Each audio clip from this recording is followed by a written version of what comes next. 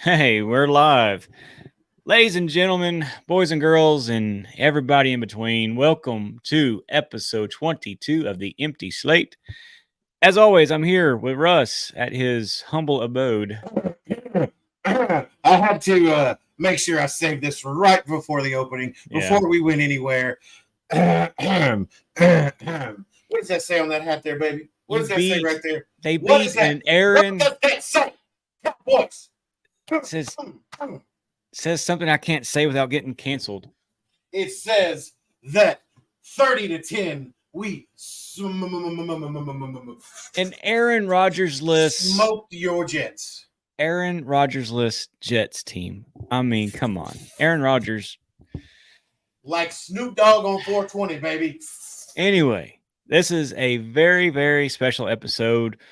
We have our first ever guest on the Empty Slate, and I couldn't be happier to have this guy on. Longtime friend of the YFB Network, member of it himself, as Russ drinks, I'm hoping, Kool-Aid, and muted himself. Yeah, because I was chugging on the water. Got to hydrate. God. Anyway, Russ, you wanna bring our guy in? Well, I'll tell you this. I've known this gentleman for quite some time now, and we connected first on our love for UFC, then our love for music, and then our love for all things entertaining in this world that have to do with music. And I've not met anybody, because no offense to the man, he's quite younger than us, but I've not met quite anybody who has such an impeccable taste of music. Ladies and gentlemen, from the Rated JG podcast, Mr. Justin Gillen.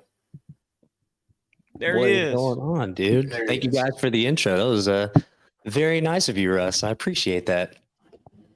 Well, it's very true to say that you have a very impeccable taste of music. Some of my most recent songs on repeat I owe to you. So I will say, I've tried to share those with Chris. So Yes, I'm trying to yes. get him there. Hey, dude, let's do it, man. One song at a time. I'm here for it. He Right? definitely has. It's interesting. It's not the typical stuff I listen to, but it's not bad. It's good. I like it. It's That's what definitely it's all different. about, man.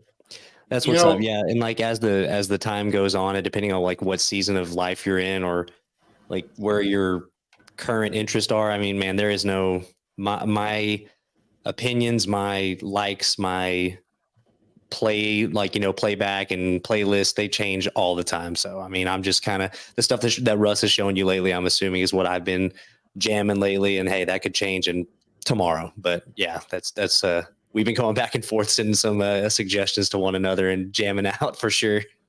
that's for those that don't know, Justin does a thing on his Instagram for the podcast where he shares basically has new music Fridays and basically just puts some of these smaller artists that people may not know, puts them out there in the open for people to hear. I think it's funny, and me and Justin can take credit for this, but we texted each other the morning.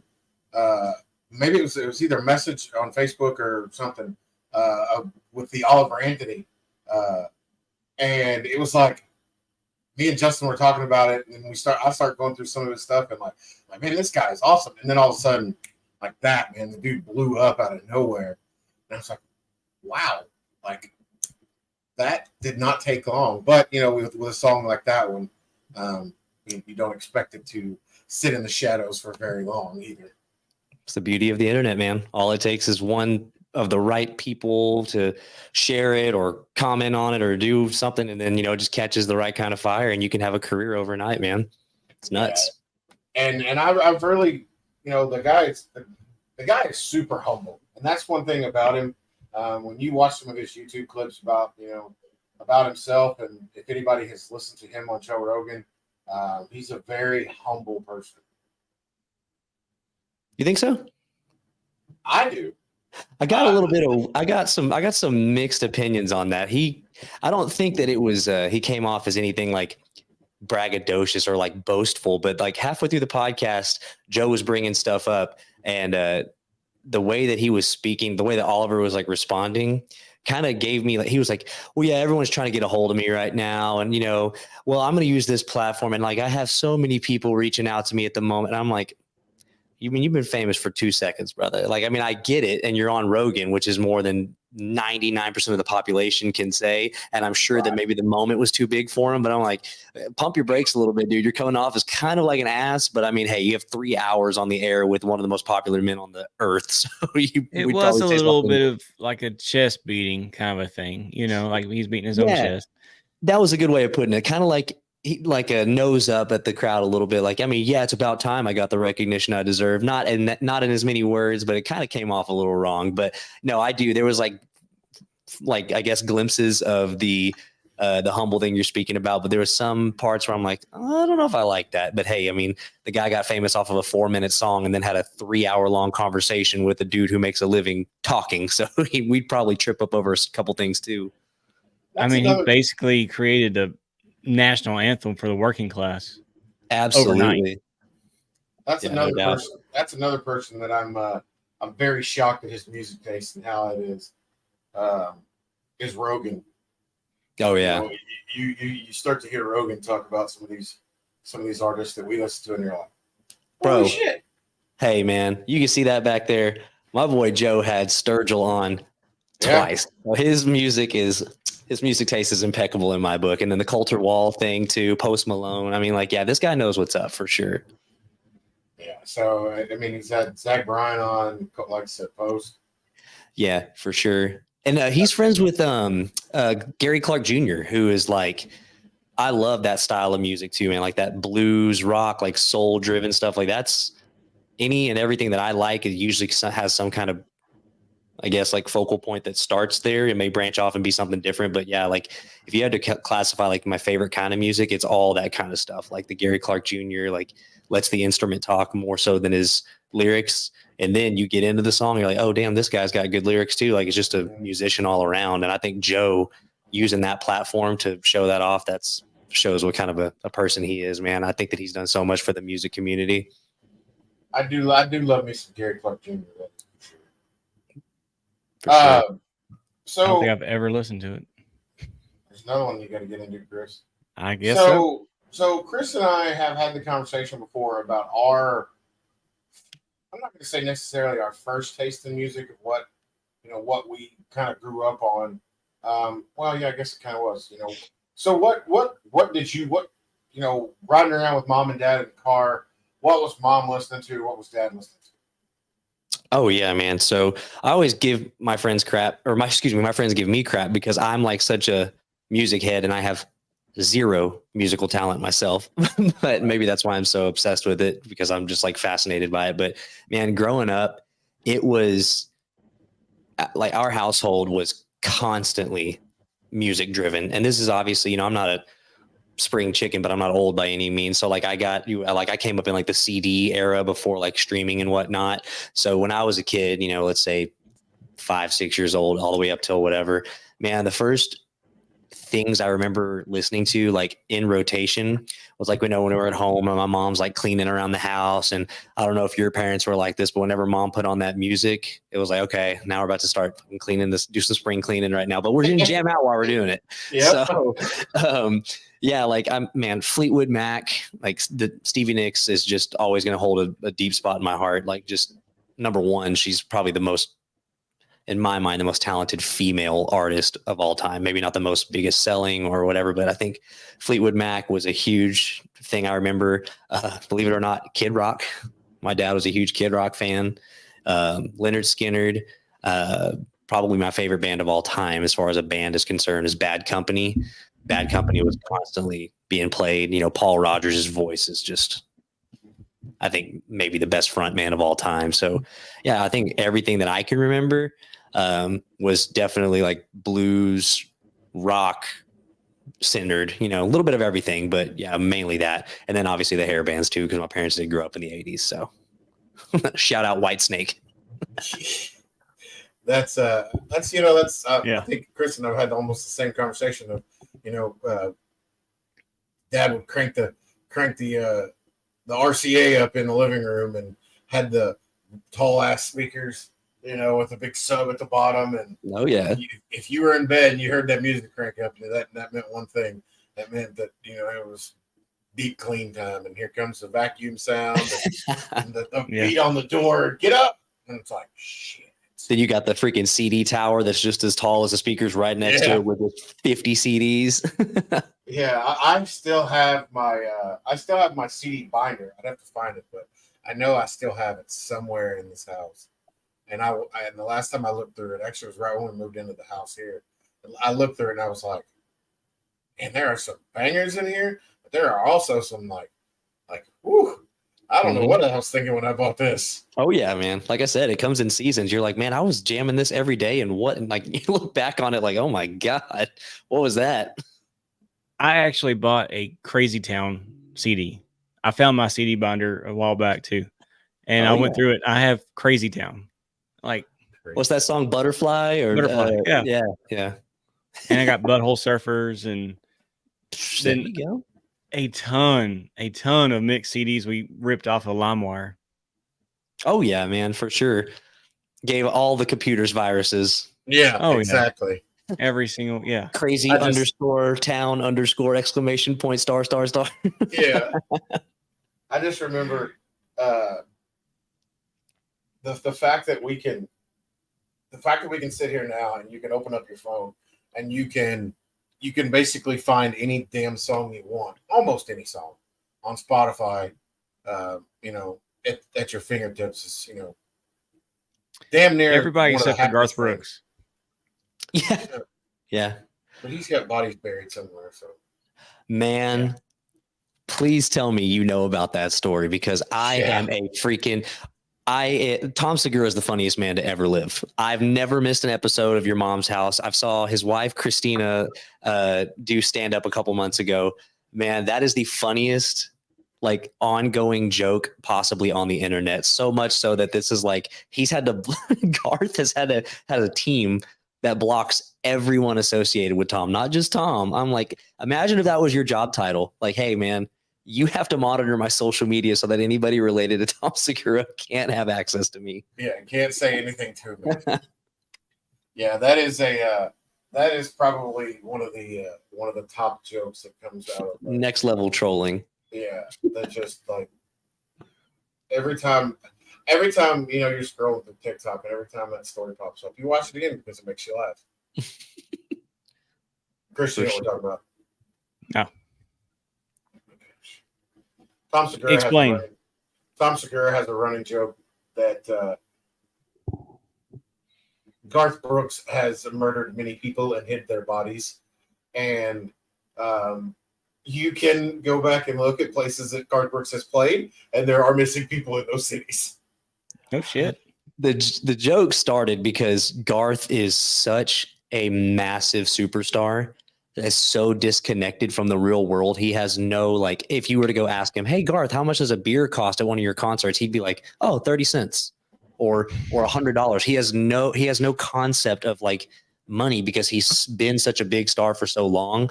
And then like the way that it came about is Tom and his wife, Christina, have a very, very successful podcast. I've honestly, if it wasn't for Joe Rogan, he would have the biggest podcast out of like any comedian. I think like the whole Your Mom's House studio has like 15 podcasters that work underneath them. I mean, he's a multi-millionaire. But anyways, the joke started with him and Christina talking about like pulling up these videos, and Garth is just trying to connect with his audience and just says the most off the wall shit that makes no sense. He's like, he made like a promo video a long time ago. I was like, hey man, Garth Brooks here. Hey guys, we're going to be selling out arenas. Let's get physical. Let's make music. Let's get wild. And like, it was just blank stare, nothing beyond the eyes. And then Tom and Christina just ran with that. Like, this is a serial killer, man. Like, where's he hiding the bodies? And it just spiraled from there. They're probably not wrong. And Chris and I have had this conversation how I'm not really that big of a Garth Brooks fan anyway. But he's also been trolled on the ticket. They did a whole segment about him a few years ago during the Super Bowl because they were I guess they had a rent car and it had Sirius XM and like it had the Garth channel on it. And they were just trolling how Garth just talked the entire time on there. Like, I was walking down a beach and there was a person there and they were making sandwiches. And that reminded me of this song. And it was just like completely random shit that he was saying. And everybody was like, what does this even mean? And he calls himself Mr. Yearwood because his wife is. He's just so fucking weird. Like I'm like, oh, can we cuss on here?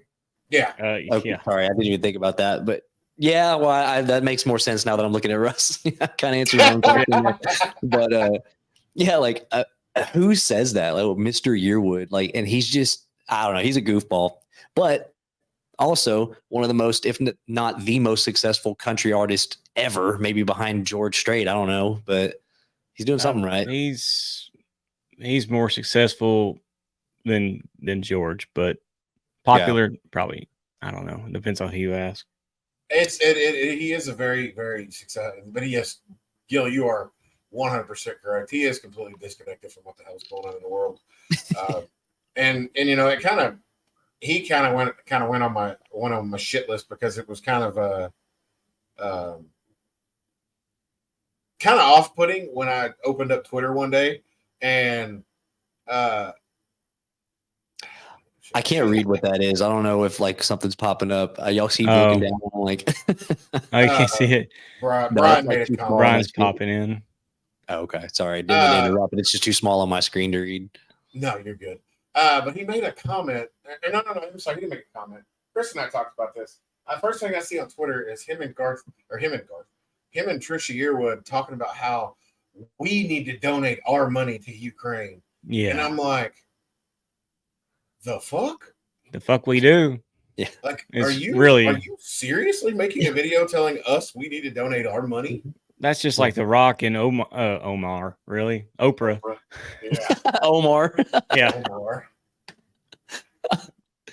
Yeah, they've got enough money. Why don't they just donate it all on our behalf and just put our name on it? Yeah. I'm trying to keep the lights on, dog. I ain't got enough money for myself, much less Ukraine. Right? Yeah. That's not even being political. I'm not giving money to fucking nobody. I'm struggling to pay these up and down gas prices y'all keep doing to the country. What do you think I'm going to try to send my money to somewhere I don't know where it's going? Facts. Mm-hmm. Chris, got any questions or got any comments? No, I'm just letting y'all go. Well, you're a part of the show too, dumbass. Well, I know. I'll put my own 2 cents in. Okay, I've got a. We're not ghosting you, Brian.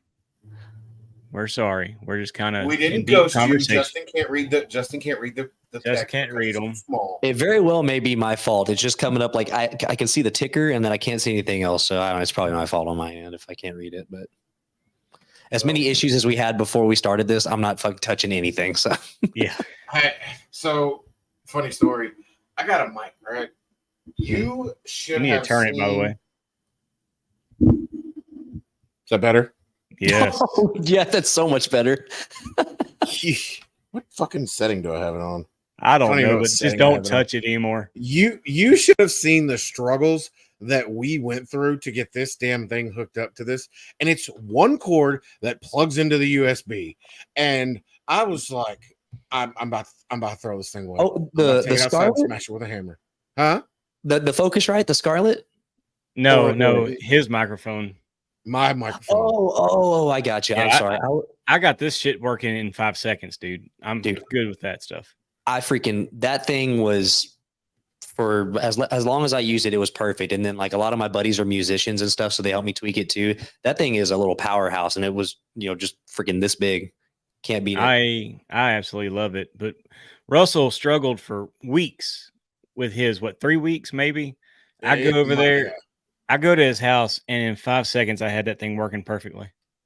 What kind of mic is it? It's a Samsung. Oh, I got a Samsung Q2U, and his is like something else. It's got a little stand built in. I bought it at Best Buy. There you go. See, mine's got XLR cable and all that kind of stuff. Yeah. See, that's what I mean, because I've done the fancy mics, the regular mics, and dude, this one that I'm using right now is just that Shure. What's the model of this? Like, it's just the standard. Hold on. Sorry if this goes clipping, but I mean, like the absolute most basic mic that anyone uses at like any karaoke event or anything. I think I got this for like $60. Dude, this thing is an absolute like workhorse. Nothing ever messes up. I've dropped it from like arm length level a couple of times, you know, after you're getting a little bit having too much fun when you're recording. And I'm like, this thing doesn't even dent. It sounds like it works like a charm. I'm like, I should have just bought a fleet of these little bad boys instead of going for the fancy ones. These work better anyways. I know when I recorded my little thing for Brian's 300, it sounded like it was completely like pre-recorded. Mm-hmm. Like that's like I just recorded something and it was totally like fake, and I was really impressed the way this thing sounded. Yeah, man. And then especially like I didn't mess with like the plugins and stuff. There's a bunch you can download like from the drivers and whatnot to where you can get into compression and equalization and all of that, which is I nerd out on that stuff a lot as well. But yeah, that Focusrite thing is awesome. And then it has that second outlet where you can do like an instrument and a vocal. So I mean, if you were, like I said, a musician, you could have basically a full-on recording studio. If you had a software at your house, you don't need anything else. I mean, you're good to go right there. See, I have a problem with when I actually do the audio version of this, putting it together. I have a template that I made and I don't really deviate much from it. So I just kind of throw it together, but I would like to fix some audio imperfections, but I'm like, I really don't want to mess with what I got because I got a pretty good template right now. For sure. So, if it ain't broke, don't fix it. Pretty much. What? Yeah. I'm interrupted by a cat. Sorry. Normal interruption for me when I record. Although this one last night when I got home from the damn Cowboy game was freaking the fuck out. Like I had been gone for 6 years and was like, and I'm like, what the hell is wrong with you? Like I went to a game. I've been gone longer than this to go to work. Y'all picked a good one to go to, man. Brian that was a fun game. Yeah, it was. Brian says he needs to pick your brain, Justin, for a better setup at his house. Oh, man. Just let me know. I mean, I'll give you all the knowledge I have. There ain't much of it, but because I don't know. I'm sure that y'all have gone through this stuff before because, Chris, you've had your own show. Russ, you obviously have your own, and then y'all are doing this together. My podcasting, I'm using that term loosely, it comes and goes, man. Like I have motivation and then like I'm like the worst podcaster of all time. I don't even know the last time I've recorded, and then I'll get all these ideas and I'm like, oh, let's fucking go, dude. I'm gonna record 100, and then I'm like, you get home from work and your other responsibilities and life smacks you, and I'm just like, dude, no, I'm not doing it today. But then it'll get a wave of emotion that makes you want to record. But yeah, I'm kind of in that I'm kind of in the former, not the latter stage right now, where this is the most podcasting I've done in months. Yeah. You know, when Chris and I, when Chris decided to not do the burnout and we wanted to start this, I was like, yeah, let's do it. And I would record my show every once in a while, but then like I got to the point now where I get more excited when we record this show because it's fun to talk sports, but you know, I get so frustrated watching some of these local sports now, and like right now, I don't want to see a Rangers tee right now. I mean, right now they're winning, which I'm very surprised about. But you know, after this weekend series with Cleveland, Guardians whipped that ass, man. That was a humbling experience. Like you just swept a team that was in the damn wild card race against you, and then you come out and you just shit the bed, and it's like. But I love the way that, like, with everything that's being said and how much money we've spent and whatnot, I think the most underrated signing that we had was Bruce Bochy. I really like the way that he approaches this team. Because there's so many big names that are on the roster, and you know all the stuff with Young at the helm now. Like, dude, Bruce Bochy gets no love, and that man changed the complete Like, I mean, you can put all the pieces there, but he's the one who has to make them go out there every day, keep them motivated, make it a team atmosphere. He gets zero love, and I don't understand that. He's an incredible head coach. Absolutely, 100%. I 100% agree. There was some promising news that they got Josh Young back in the lineup. So yes, that's going to be something that is going to be very uplifting for the team. Adolis may be back soon, and I've also seen that. I don't know if you've followed the thriving career of Wyatt Langford. Yeah, but holy cannoli, they say this dude could get called up to the big leagues this year now because he is just on fucking fire. I keep my expectations low with that just because any longtime Rangers fan knows the Jurickson Profar story, the Willie Calhoun story. I'm like, man, if I hear one more, this guy's the next coming of Babe Ruth story that doesn't pan out, I'm going to lose my mind. So I just keep the expectations low, and then whatever happens, happens. Right.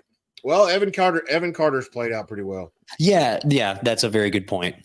And that's Josh Young too. Oh my gosh, Josh Young, yes. Yeah. That with Rangers, I usually hold expectation until August. Let's see what happens in August when they typically fall apart. And see if the real Rangers show up or not. Yeah. And I have two sports. If you can't tell, obviously I'm the Dallas Stars dude. I freaking love hockey, but to be honest, my first love and my true love is baseball. And, I played my entire life. I followed the Rangers from the time I was a kid. It's just, like you said, it's such a long season and there's so much that happens. And baseball, I'm sure there's a lot like other, I'm not a huge NFL guy. I love college football. It's literally what my entire Saturday consists of is college football. But NFL, I'm not a huge fan. I'm doing fantasy this year, so I'm kind of getting more into it. But baseball, there's such subtle intricacies that go into everything, every play, every position change, every shift, every pitch count. There's just so much that goes on. If you miss a game or two, you feel like, what the hell am I watching when you come back? Because you don't understand, why is this dude, giving him a hit and run sign on 0-2? Why are they playing him short left field whenever he's a pull hitter? But you have to watch so many games consecutively and figure out what's going on, or you feel lost. Whereas I feel like games like football that I don't know that much, I'm like, okay, this is I feel like since it's just once a week type thing, I can consume a lot all at once. Whereas baseball, it's just like a longevity type thing and you can get lost so quickly. Yeah, there's a lot of people that go deep in baseball. And, the way they played in August was just absolutely garbage. Mm-hmm. And so it was, it was a rough month. But it's, we're getting down to nut cutting time, and it's, it's time to put up or shut up right now because, Houston's not losing. And, they got to keep winning to keep that wild card spot up there. And injuries are hurting them. And I think that rotation could have taken some less hits this year, but it is what it is. Just got to get to freaking postseason, man. Everybody starts out with 0 wins. It's a whole blank slate, baby. Yeah. You brought up college football. We'll get into Brian's question here shortly. But you brought up college football, and I think us three were kind of the only three that kind of were chiming in on the YFB group message of man, Colorado has been putting on a show, man. Neon freaking Dion, man. Holy cow. If you've never watched college football, this is the year to get into it because the Buffs are coming off of one win last year and 30 something new transfers. And then they're coming out 3-0, beating the the former whatever. They went to the BCS championship, the Horned Frogs. I couldn't think of the damn name. Yeah. TCU. First game of the season, they end up taking them down. I'm like, oh my goodness. That's why I love college football, because I feel like things like that don't really happen at the professional level that much, where it's just like a complete Cinderella story. It shouldn't work, but it does. March Madness, you see that a lot as well. North, South, Midwest, Eastern state makes it to the dance, and you're like, who the fuck is this team? And then they end up beating like Vanderbilt or something. Like that's what's cool about college sports. And it's funny because Chris and I didn't get a chance to watch it. Saturday was such a just a packed day of everything that you wanted to watch. There was the NASCAR race, there was a UFC fight on, there was college football. So I was trying to keep up with everything. I'm texting Chris. I'm like, I need another TV in my room in here now. Like, I figured out a way to put it. I know, right? I'm gonna have to move some things around. And then they just get into an absolute drag race with Colorado State this past weekend to go into 2 overtimes, and I'm like, man, this has been a fun start to college football, especially especially this storyline itself. Definitely making a lot of things watchable. Mm-hmm. And he did that. Where did he coach last year? Jacksonville State. Yes, yeah. Mm-hmm. And so, man, they're a team to watch. I mean, I'm going to watch my Aggies and cheer for my Aggies. They won this past weekend, but they played University of Louisiana Monroe. So I'm like, okay. Yeah. Hey, boost those standings, man. Run that shit up 75-0. Right. I think A&M starts SEC play soon, like next week. Yeah. So I do love that though. Like the NIL deals or whatever, like that's that's really changed the face of college football. I'm sure I don't know if either one of you are Alabama fans. I don't think so, but it's so nice to see maybe that's just the underdog, mentality in me, but it's so nice to see a juggernaut like that just take a gut punch and just lose, especially at the helm of the old Longhorns. Hook 'em, baby. I know you don't like that, Russ, but I've loved me some Quinn Ewers. But the fact that these deals are coming through where guys are like, I mean, yeah, it's cool to go play for Alabama and possibly win a championship, but I can also go to, like you said, Louisiana Monroe and get a Gatorade deal for $3 million. They don't care where they're playing at that point. They're like, dude, show me the money, but I'm just going to stay healthy and go to the league. They don't care. Yeah. I don't think it, believe me and Chris were watching the Longhorn Alabama game, and I was doing my fair share of cheering as an Aggie fan that's in the SEC with Alabama. It was nice to see them lose, and I was pretty happy about that. Man, so Brian says his Texas Tech Red Raiders are mediocre. Yeah, that's putting it lightly. Tech's not terrible, but I mean, it'd be fun to watch them. But man, I was just in Fredericksburg. Casey and I were a couple weeks ago, actually on that Alabama game, and we were down there just chilling in that area. I don't know if y'all have ever been, but it's just like a beautiful. Okay, so it's a cool little downtown, kind of old school winery vibe. But we found a sports bar, and we're right next to Austin. I mean, you're freaking stone's throw away. So I didn't even think about that. I go in there with the intention to watch the game, and I'm just flooded with blood or with burnt orange. I'm like, okay, let's go. And then to see all those people there cheering against Alabama, and there was that one token Alabama fan that's like, y'all are a bunch of T-shirt fans. I'm like, you're in Fredericksburg. Fuck are you doing over here? Aren't you supposed to be in Tuscaloosa or something right now? What are you talking about? Hold that L. Yeah. Yeah. I kind of felt that last night, so it's okay. Yeah, he had to eat that. He had to eat that L last night, which I didn't rub it in too bad. But Casey's in our fantasy league team, and she has the Jets defense, so that was just a very slow and painful death last night watching that. They did not hold up like I thought they were going to. I'll just say that. And I don't know if it was such a bad thing on their defensive stance or if the Cowboys are just looking good. I think it might be a little bit of both. Man, I don't know. Section 133 is filled up tonight. I don't know if y'all know the story about Section 133 at the Ranger games, but they just showed Section 133. It is packed right now at the Ranger game. I haven't even been to the new stadium. I've been to Texas Live so many times. I have not seen one Ranger game at the new stadium. It's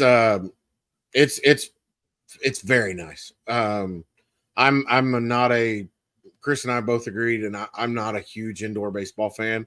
But it does beat the hell out of not sitting in the 110s in the summertime.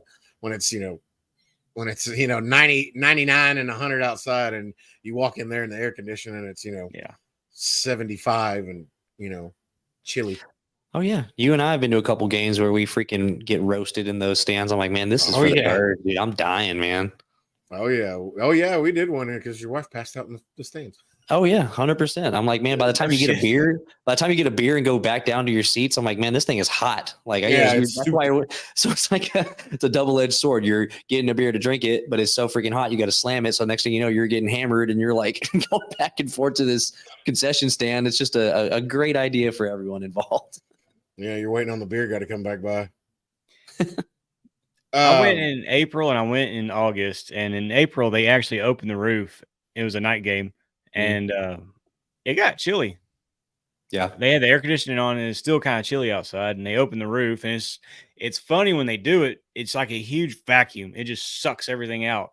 So the wind picked up and it wasn't even windy outside. It was the weirdest thing I experienced. And then you got chilly. I got chilly. You skinny bitch.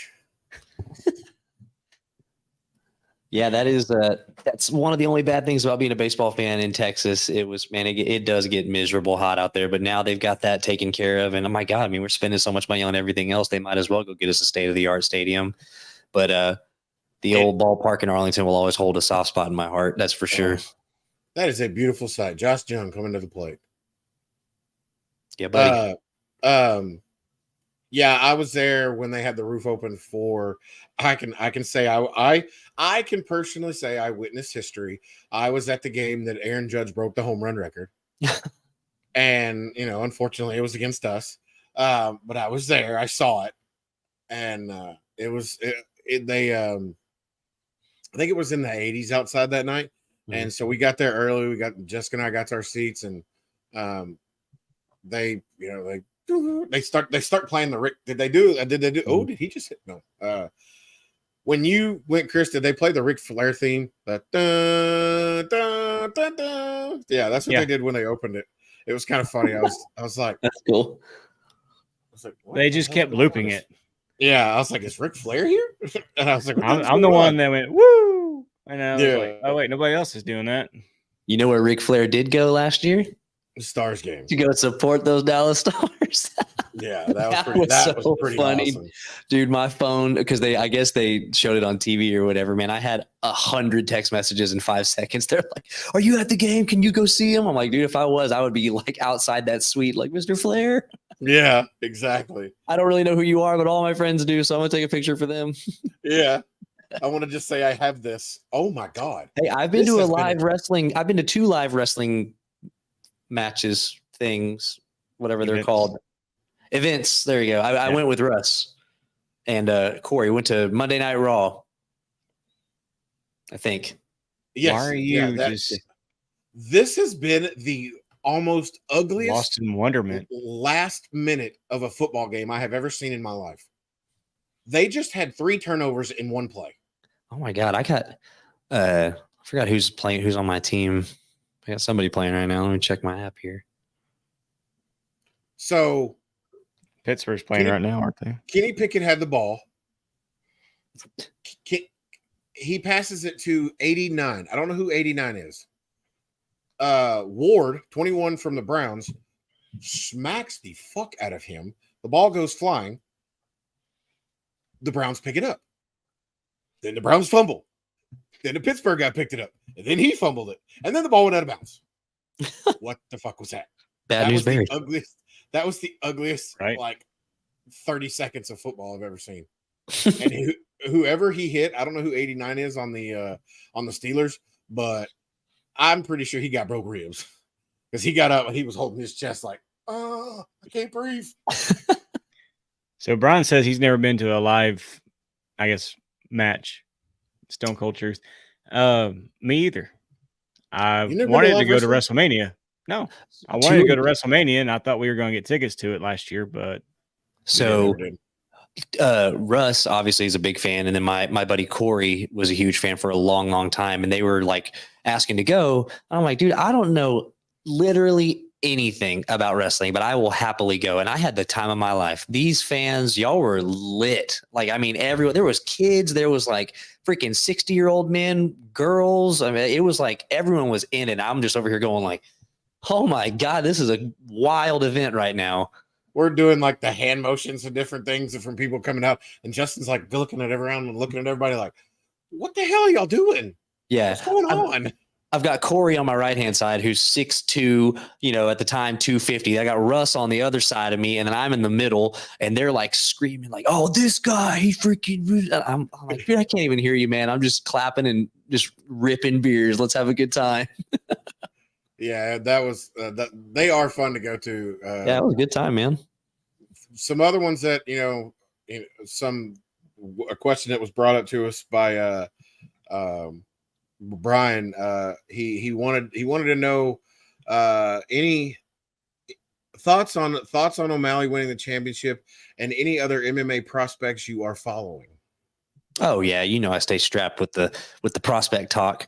Yeah, man. I mean, like I was Brian always likes to give me crap because I was a big Sean O'Malley fan forever ago. I think 2017 is when I saw him on the Dana White Contender Series, and he was always like, I guess eccentric is putting it lightly.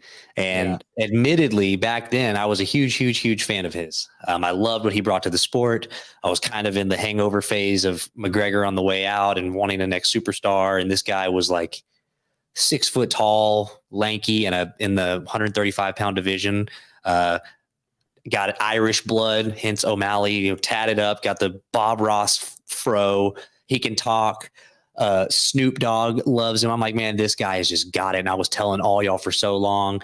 And then he just, I don't know. I'm a little jaded about it because he became everything I didn't want him to be. And not in the sense of as a fighter. He's obviously reached the pinnacle of mixed martial arts. And if it's hard to kind of separate his persona away from his skill set.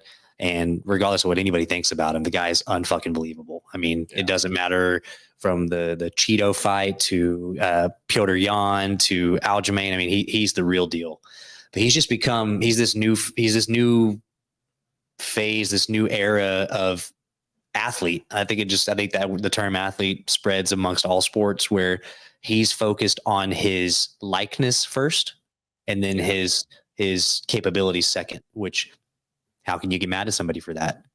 Selfishly, I do, because I'm like, at a certain point, you made your point, just shut up and let your skill set talk. But then I'm like, that's kind of me being a hater because him acting that way got him to where he was supposed to be. And that's why everybody talks about him. That's why he has all these subscribers. So to me, I just kind of sit back and shut up. I think there's the best thing to do. And what Brian was asking, the second part of that question, finding a prospect, finding even like a musical artist that's like on the rise, like on the come up.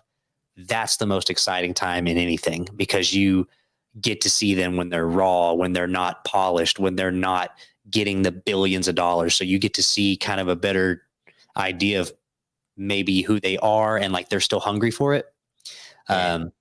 But yeah, I love that for O'Malley. I'm glad that he got the belt. I think it's great for the division because Aljo is way too big to be 135. So he's going to go up there 145. Hopefully they let him fight Volk. 135 has a bunch of nasty matchups now. I mean, obviously Cheeto and the entire division, there'd be a great, Dana can do a lot. And Dana is so fired up that he won. But there's some other prospects that are coming up. There's actually another guy. Let me find, I don't even know his name off the top of my head. He was he just had his debut a couple weeks ago. He's a former Cage Warriors champ, which basically Cage Warriors is a overseas fight organization. I couldn't think of the word. So like, ONE FC is the big Asian one, and Invicta is all female, but over there, Cage Warriors, that's where Michael Bisping came from. That's where Connor came from. That's where Paddy Pimblett came from. My biggest guy that I've been telling y'all to watch, I think I put it in the group chat. His name is Luke Riley, and he hasn't made his debut. There was another guy that I can't remember his name, but it's not a big deal. But the one guy that y'all need to remember here first, Luke Riley. He's still in Cage Warriors. The dude's a beast. I think he's like 145, super, super eccentric, but he's more like, what was it? I'm trying to read that, but I can't. He said the world needs. He said the world needs to watch Ian Gary as well. I'll let you finish your thought, and I was going to read it out. Oh, you're good. Yeah, the world's been looking at Ian Gary. He's good. I mean, he is what he is. Just kind of, I think everyone here is trying, and rightfully so. They're just clawing and grasping at being Connor 2.0. So they're like over exaggerating everything. And I lost a lot of respect for Ian when he started talking that way about Neil Magny. It's Neil Magny. Neil Magny's been in the UFC longer than you've been alive. Shut up. He's like trying to poke the bear and make it political and race driven. I'm like, I can't deal with that, dude. I'm getting old in my 30 years on this planet. I just don't have, my brain just stops. I'm like, I can't deal with that, man. It bothers the shit out of me. I was, Brian says he undoubtedly, I do have a found hatred for Israel Adesanya. But I really that really stepped up a bit when he pulled his little shit with Duplessis after that fight. And I'm like, you just looked really, really, really stupid. And I was happy to see Strickland humble his ass for 5 rounds. And man, Dana has got himself a smorgasbord of champions right now, from O'Malley to Strickland. Like, he has got some characters across the board holding those belts, and his PR team over there at the UFC, their asshole is this tight. Every time that a press conference happens, they're like, "Oh God, don't say something that's going to ruin the company." Yeah, don't say that. Don't say it. Please don't say that. Please don't say that. See, that is one sport. No matter what, I can't follow. I don't know if it's because I don't have time or what. Like, I'll go to Russ's house, I'll watch it. If y'all say, "Hey man, this fight's on," if I'm at home, I'll throw it on ESPN Plus and I'll watch along with you. But I've got no idea what's going on. Don't care. I just watch it for the knockouts and the submissions. Hey, and dude, there is nothing wrong with that at all. I completely get it. And even to this day, I have friends that I have begrudgingly drug into being a UFC fan. I'm like, "You're going to watch this fucking fight with me, dude." Like, back when I was a kid and I had to scrape together my couch cushion money to buy a $50 pay-per-view back in the day. I'm like, y'all are going to come over here and we're going to watch this damn fight. But so I have a bunch of friends that have like kind of become fans by osmosis of just being around me, and trying to explain it to them even after all these years, just understanding the intricate details that come with like takedown defense. And when you're on the ground, okay, is this guy good in his guard? Is he trying to pass guard? Does he have a good, is he a rubber guard player? Did he go to Eddie Bravo's 10th planet? Like, I mean, there's so many things, kind of like the baseball thing we were talking about. If you don't follow it and you don't understand what's going on, it could come off as being super, super boring. And like, what are they doing? They're just holding each other, which in a sense they are, but it's like a human chess match, because one false move and a grown man is choking the life out of you. Right. And that's what I like. I don't mind the intricacies and all that kind of stuff. It's just the backstory. Like, okay, I follow NASCAR and drag racing and all this other kind of stuff. So I'm like you in that sense with that stuff. So I know all the backstories. I know all the shit talk behind the scenes. I know who likes him and who doesn't. So I get it.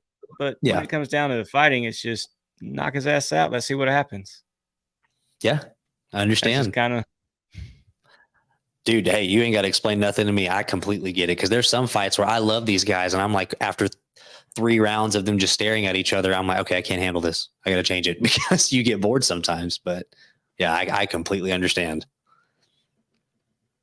For those that don't know, CB Buckner is behind the plate at the Ranger game. The absolute fucking worst umpire in Major League Baseball. Angel Hernandez would say, "Hold my called strike," right there. So, as you mentioned earlier, you are a huge Stars fan. Oh, yeah. What is your outlook on this season? You think they can actually go all the way this time? Man, for as all the good things that have been said about Chris Young and the front office for the Texas Rangers, the way that Jim Nill, who's the GM of the Dallas Stars, and he has been for like the last 10 years, the way that he handles this team is unbelievable. In the sense where there was a So our draft class from, I think it was 2018, I want to say, that came out, it was Jason Robertson, Miro Heiskanen, Jake Ottinger. We drafted all those people at the same time. Those are 3 perennial all-stars right now. So and those are the things that are like, he did that and had the foresight to see that so long ago. All 3 of those guys play different positions. One's a forward, one's a defenseman, one's obviously a goalie. So, I mean, very, very pivotal parts. He covers all the aspects there. But him drafting people like that, in that opens up so many doors for us, because you don't have to trade for those players. You don't have to sign them in free agency. You don't have to give up massive contracts because they're homegrown. Like, those are our guys. And so we groomed them up to being these incredible players. And with that, having the extra money, because we drafted them, we don't have to go sign them, through free agency or whatever. We can go make those big moves. We can go get the, Matt Duchene's. We can go get the Joe Pavelski's and things like that, which are, I feel like those things go understated, because if you're just a, casual fan, which I get it, we're in Texas, 99% of us are casual hockey fans. I'm the freaking weirdo, but you are the 1%er. It's fine. Yeah, but having all those big names here, people don't care how they got here. They're just glad they're here, and it's cool when the behind the scenes and all the stuff that we've done to put us in this position. So I swear they're gonna, if things go according to plan, they're definitely going to be at least a 2 to 3 round. I'd say a shoe in, knock on wood. But we've got a guy coming up this year too. His name's Logan Stankoven or Stankoven. I don't know how to pronounce the name. I'm telling y'all here before the season starts, come back to this episode. And that's a bad man. And he's like 19. So it's crazy. I'm excited. Preseason starts soon. Next week or this week, maybe. Yeah. Not sure. As I'm looking at my Dallas Stars background. It's all right. I got Packers on mine. Hey, there you go. He had a Jet shirt on yesterday. He's got a Packer shirt on today. I can't make up his mind.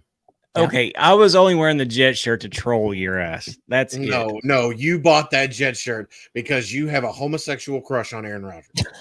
I do have a man crush on Aaron Rodgers. All right. R.I.P. the Achilles. Yeah. See, I was at work, right? And Russ just blows up my phone. Of course, it's turned off. And then I get it. I turn my phone on. We get stopped and I turn my phone on. And I got 50 text messages from Russell. And then Facebook blows up like, somebody check on Chris, see if he's okay. I'm like, okay, what the fuck is going on? Somebody please explain to me what's going on. And I finally text him. Yeah, I finally text him and he's like, oh, dude, Aaron's hurt. And I look at it Twitter. I'm like, oh, shit. Oh. I saw it as soon as calf balled up. I was like, yep, that's Achilles. Yeah, that slow-mo video. Oh, God, and he's not a spring chicken either, man. That's gonna be a rough. He's our age. He is absolutely hilarious on Pat McAfee show, though. Yeah, dude, I love Pat, man. Him and Aaron, their relationship kills me. Yeah, that is. That's a pairing I never thought I would ever see.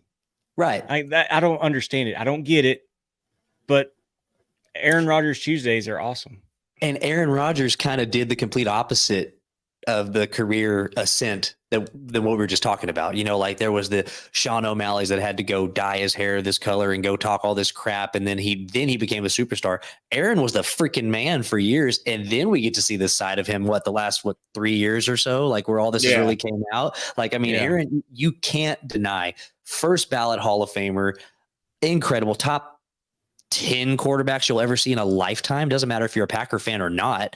And then you just see all this goofy stuff about him. He's friends with Rogan and Pat McAfee, and he's going on doing all those Barstool interviews and stuff. Who is this dude? Taking ayahuasca trips and yeah, it's like the dude. I wouldn't be surprised if he trips on shrooms. Dude, that kills me. One of the best quarterbacks ever, just on his free time, is like, hey man, I'm gonna go into the woods with a shaman and just get lit up. Yeah, it just absolutely kills me. His show with Rogan is still one of my favorites, just because you get to see you get to see an absolutely complete different side of Aaron Rodgers, and that's when I've always disliked him. I mean, because he's always had the Cowboys number, but like you learn about the dude as a person, and you're like, okay, he's maybe he's a douche to his family, but he might have a reason to be. Yeah, he might have a reason to be. You know what I mean? Like he might have a reason to be a douche to his family. They live in California. You know, they're hardcore liberals. Who knows? There's 3 sides to every story, right? Mm-hmm. You see what Brian put, Russ? Yeah, go ahead. All right, so he says, JG, since you love music but lack abilities, if you could, which would you want to play with mad skills? Acoustic guitar, Fender Strat, or dobro like Oliver Anthony?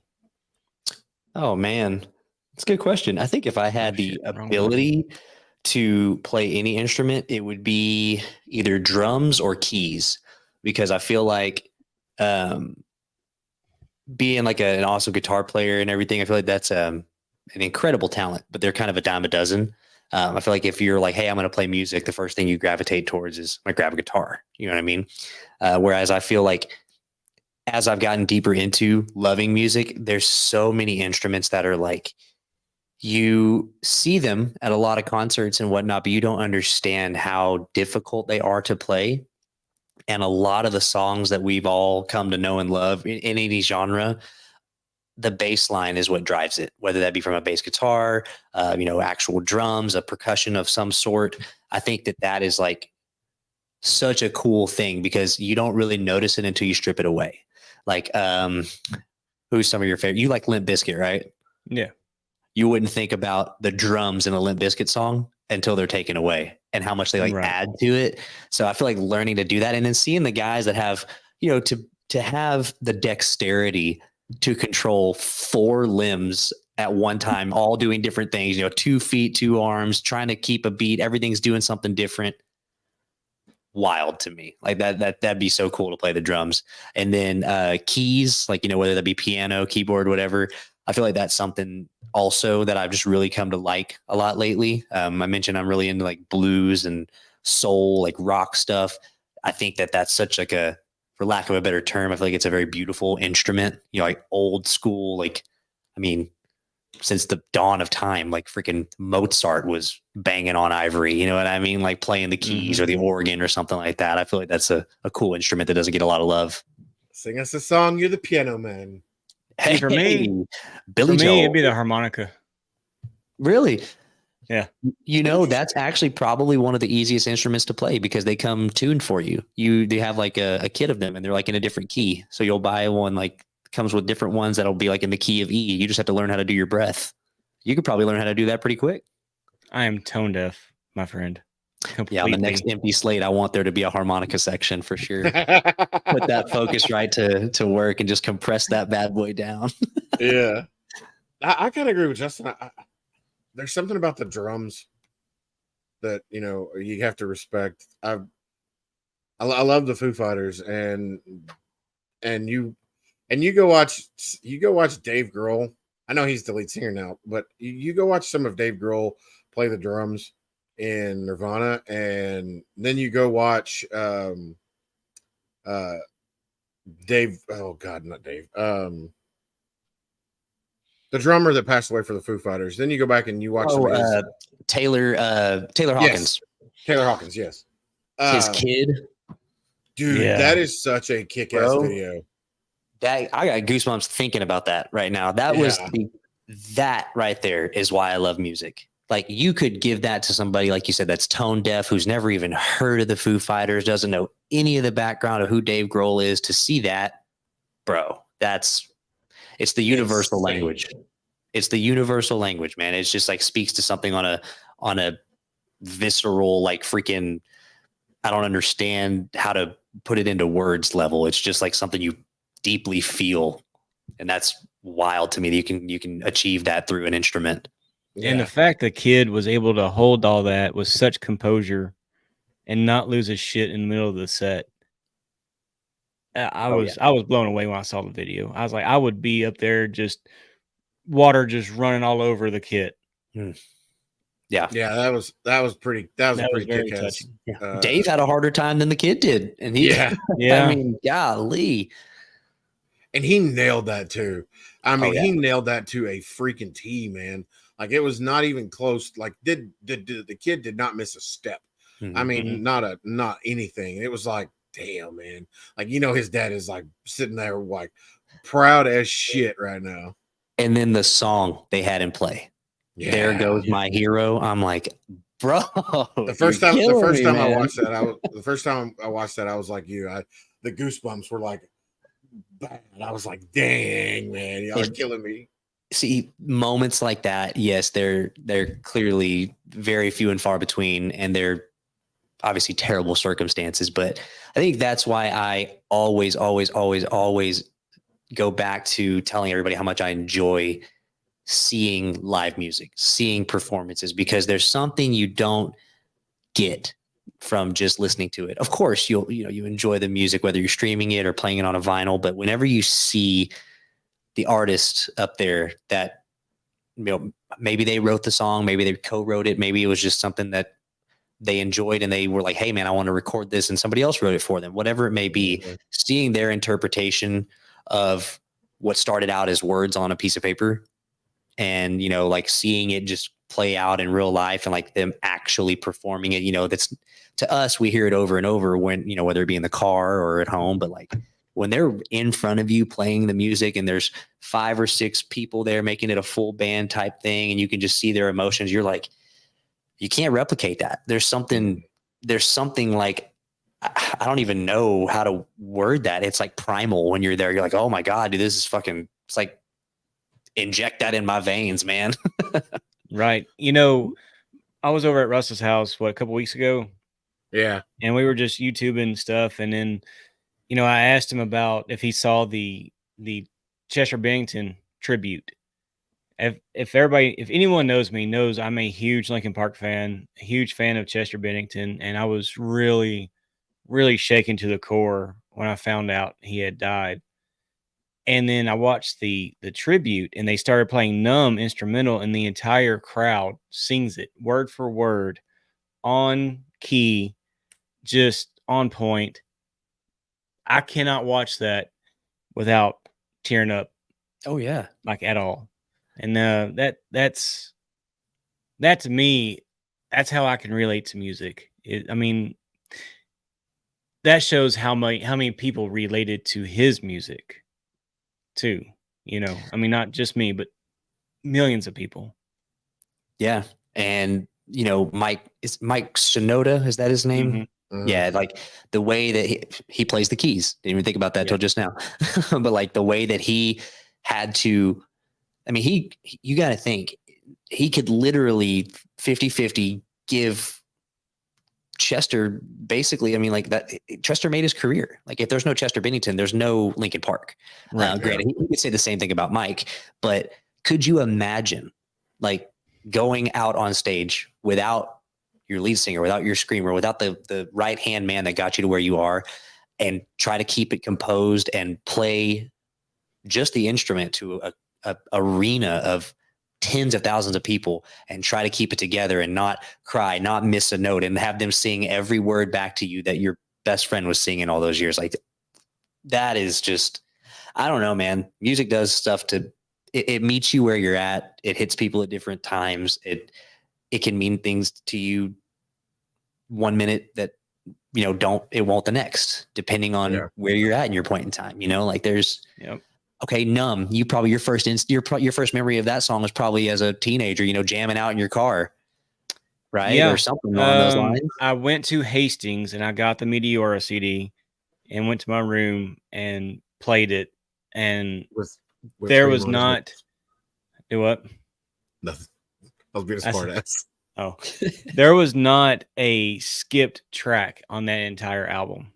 Oh yeah.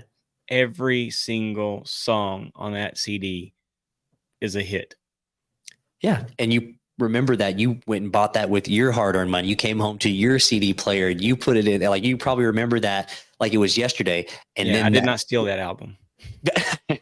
And then that same album, you're however old you are right now, brings you to tears watching a tribute on YouTube. Like that's Yeah. fucking crazy to me, man. That's That's so like, what else can do that to you? You know, that's In fact, I'm it's sure- in my library on Spotify.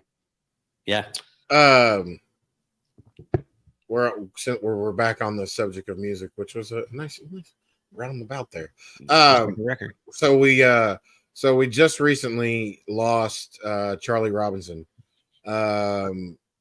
Any favorite Charlie Robinson songs, Justin?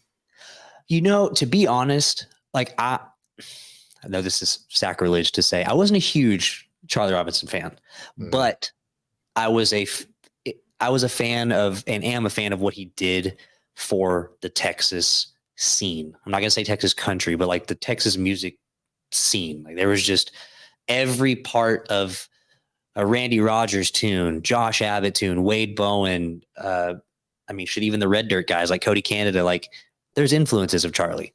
There is, and like he kind of paved the way. He did so much for it, and like to hear how he went out to, wasn't it?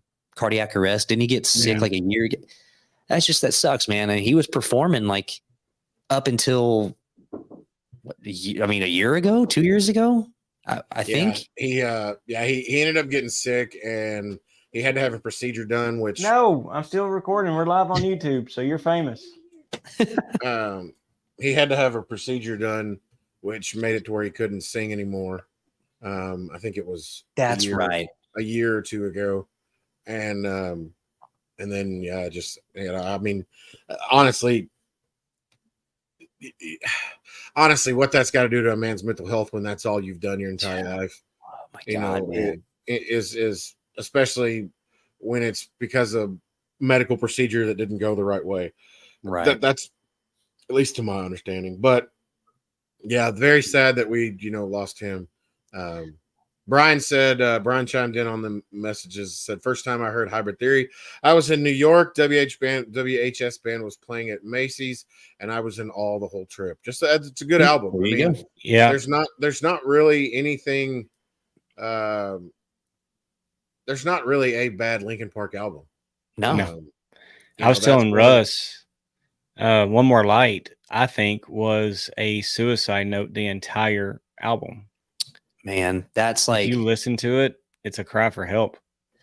And looking back, obviously in hindsight's 2020, but not to deviate from where you're going, because yes, that I do agree with that point for sure. But maybe you guys, y'all were in your more formidable years in the 90s when the grunge era was in full effect. I was a literal baby when that was happening, but like looking back on those guys now, in their later years, like I think Lane Staley's voice, who's the lead singer of Alice in Chains, I think that his voice, like you said, it's maybe not in the lyrics, but like the way that he delivered his songs was a cry for help. And he, OD'd on heroin. Chris Cornell, Scott Weiland. I mean, my God, the only one that's left is Eddie Vedder. Like from that whole era. I mean, you got to think Stone Temple Pilots, Scott Weiland, he's gone.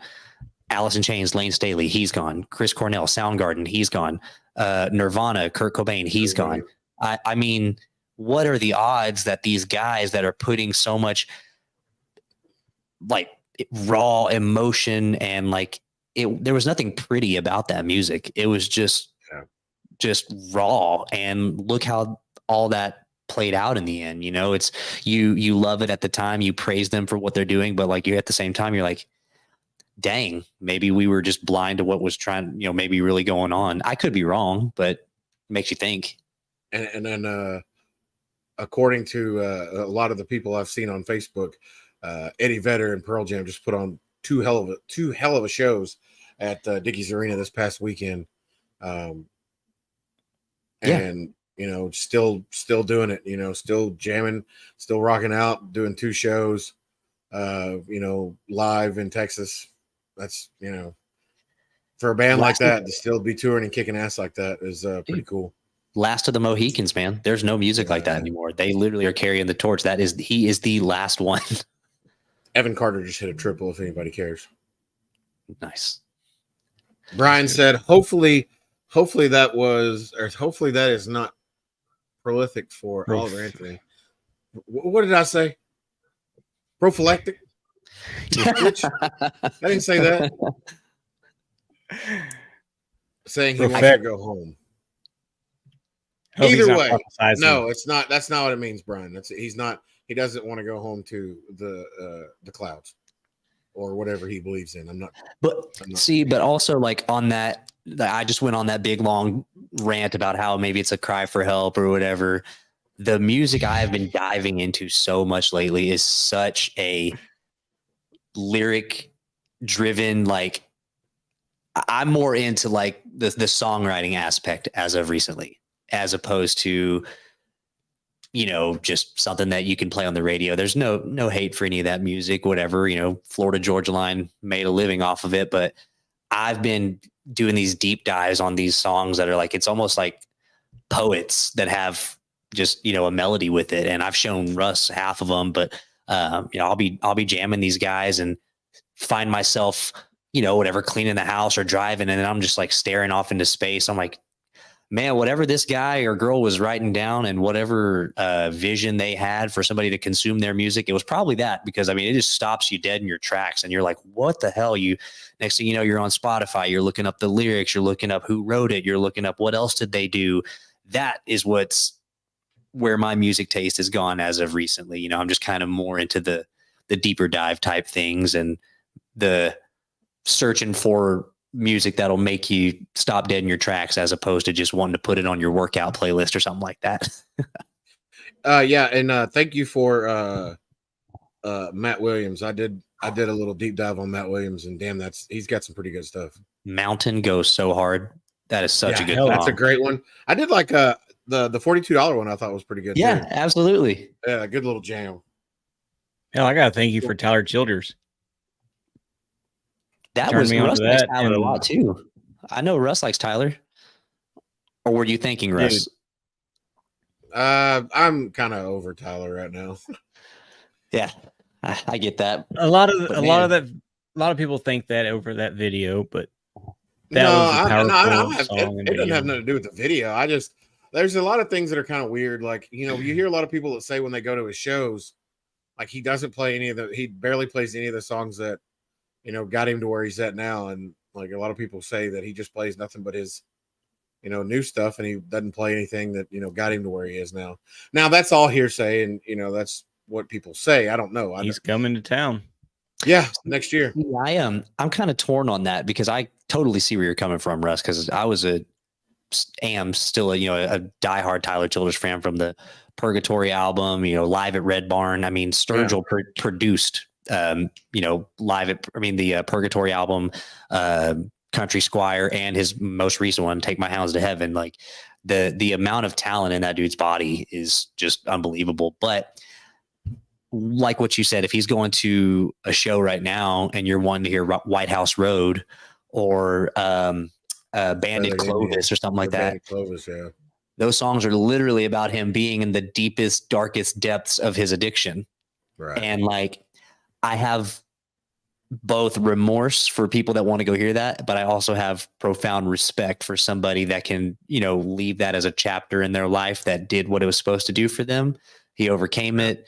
And like, so I completely get both sides, but yes, as a consumer, after 14 Coors Yellow Bellies, I'd probably be like, White House Road, Yeah.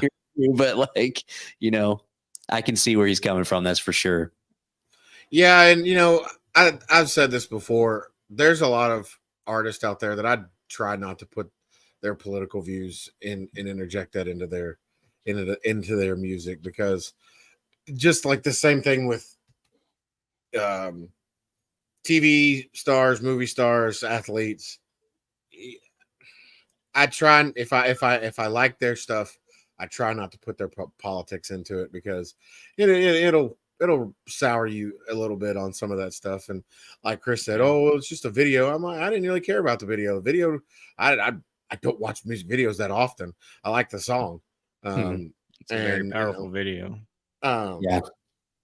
And so, it is what it is. I don't, people are like, oh, he's promoting homosexuality. Who cares? Man. Like I've said 1,000 times before, I don't give a shit what you do in your bedroom. Right. not to sound like callous or like I'm too good for anything. I don't fucking care about a lot of things. Like I have like 10 things in my life that I care about. It's like my family, hockey, college football, UFC, music, food. And like, I just don't care about that much else. I mean, you can find a problem or find something to be angry about in any avenue of life. God dog. What in the world? Yeah, Sorry. Welcome to the Empty Slate. That's all I gotta say. Does this happen often? Every episode. Kenny Pickett's shoulder just popped out of place, and they popped it Ugh. back in, and now he's going for a 2-point conversion. Kenny Pickett, you are the man. They showed that, and you saw that bitch pop out, and he went to the sidelines, and they popped it back in. And Najee Harris just fumbled the ball. All right, we're wrapping up.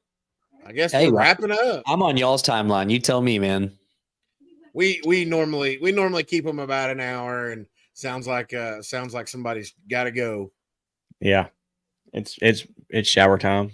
Oh, shower time. Oh well. You know what, Justin? I think that as our first guest, you get the Dashboard Jesus wiggle of approval. And I appreciate that. Couldn't ask for a better person to sign me off than old Jesus. Yeah. But ladies and gentlemen, wait, Justin, I know you don't really record that often, but if you want to plug your show, plug it. Yeah, guys. Well, first off, I appreciate y'all having me on. I didn't even realize I was the first guest. I'm pretty much a terrible podcaster and don't really listen to many podcasts in the first place, but I appreciate y'all having me on. That's super awesome. I had a great time. If anybody listening wants to listen to any of my shows, it's I think my Instagram is rated JG or rated_JG. I'm not sure. If you just type in that, I'm sure it's not there's not many people out there with something similar on that handle, but yeah, I put shows out like once a year. So that's cool. If you want to listen to it, it's been super dope. But yeah, anyways, I appreciate both you guys having me on. I had a blast. We need to do it again sometime. We were glad to have you. We've been kicking around the idea for a couple of weeks now, and we finally the stars aligned, and we were able to get it done. And I think I can speak for Chris and say that we couldn't have asked for a better first guest. So we appreciate it. Absolutely, definitely appreciate you coming on. For sure. Now I need to get you guys on my show like next year. You can do Russ next year, and I'll be the year after. There we go, man. I'm putting on the docket. Maybe if Chris's work schedule doesn't change for the 700th time, we'll get to episode 30 before Chris and I both turn 40. There you go. Maybe we might. So, well, ladies and gentlemen, this has been a very fun episode. Like Mr. Gilly said, check him out on the Rated JG podcast. Follow him on Instagram for New Music Fridays. I found some great artists on there myself, and we appreciate you being with us. And Chris, go ahead and say your stupid fucking line. We'll see y'all down the road. Is that better?